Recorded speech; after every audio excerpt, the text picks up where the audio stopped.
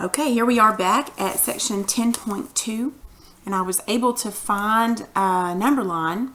I don't know that this one's going to work for us. It's a little bit blurry. I had to get it on the computer, on the internet.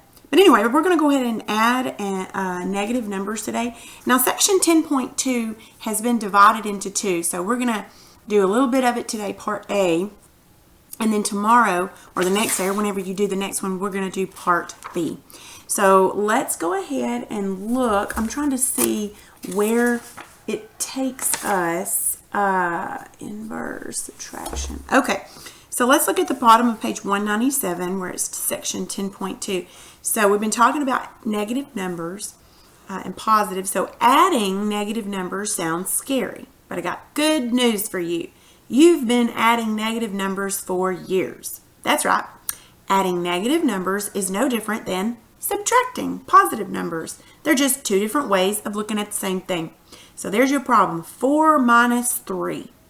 Well, that equals 4 plus negative 3, which equals 1.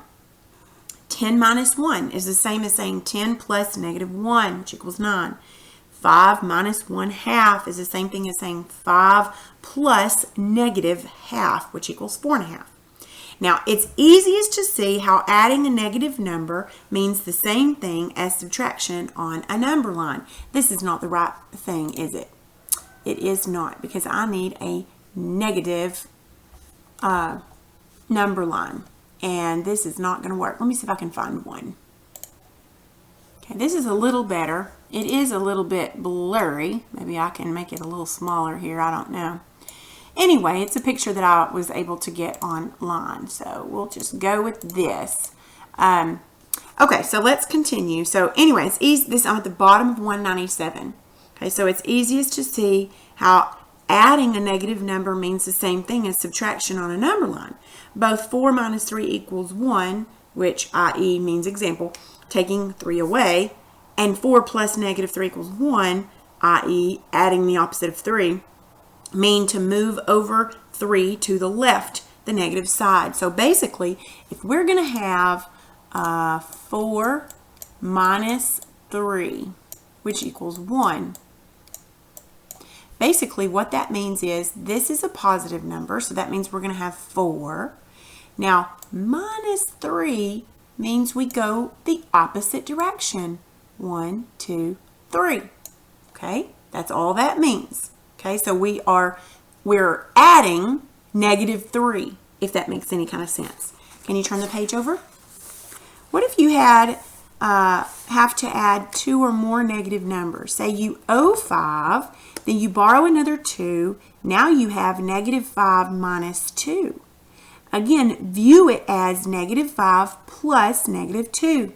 We're already 5 in the negative direction. So let me erase this and show you what we mean. So if we are already, so we borrowed 5, okay, plus we borrowed 2.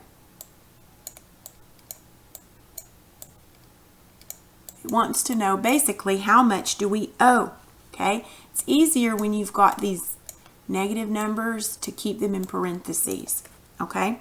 But anyway, we're still at the top of page 198. We're viewing that as negative 5 plus negative 2, okay? Now, we're already negative 5. That's where we were, okay? Plus, we're going to go negative 2, 1, 2. So we're at negative 7, okay? Now, it's easiest to see that if you look right here. So first of all, we borrowed 5, which put us in the red, as some people say. So it put us right here. Okay. Then we borrowed another $2, which means we added 2 more negatives, which gives us negative 7. So we are in the hole, so to speak. Negative $7. We owe $7. Look at the gray box there. on 198. When subtracting negative numbers, parentheses are sometimes used to make the problems easier to read. So -5 minus $2 can be expressed like this, and it shows you 3 different ways. I like using the parentheses because it makes it look a little bit, better. All 3 of those mean the same things. Don't worry about the parentheses.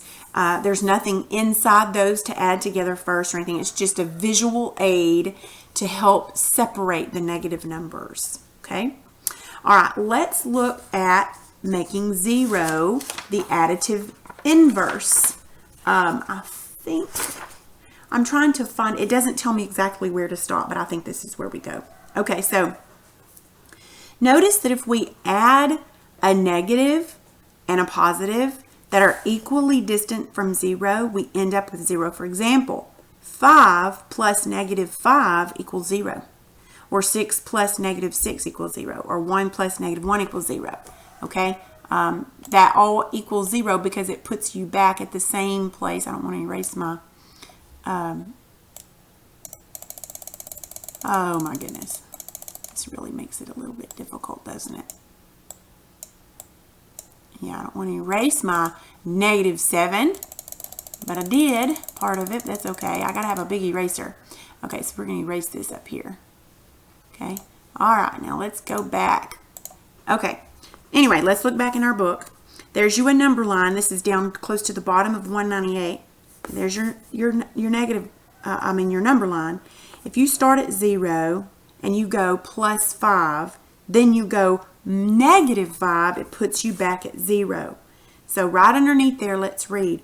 Likewise, if we walk 5 miles in what we think of as the negative direction and turn around and walk 5 miles in the opposite direction, we will end up back where we started. This equation could be represented as -5 plus 5 equals 0. Okay? Any number, this is in bold down at the very bottom, any number plus its opposite is 0. While it seems pretty obvious, it's such an important concept to remember that we have a name to describe the number that added to a number equals 0. We call that the additive inverse of that number.